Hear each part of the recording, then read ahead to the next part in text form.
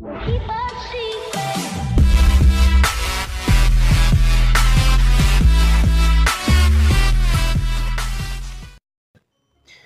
siemanko, witam was w kolejnym unboxingu na moim kanale.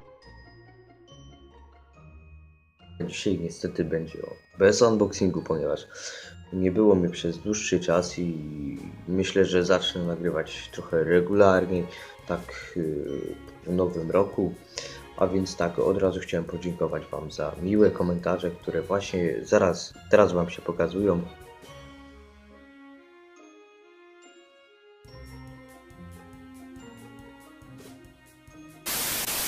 I od razu chciałem pozdrowić Lady Game oraz Siedlik12.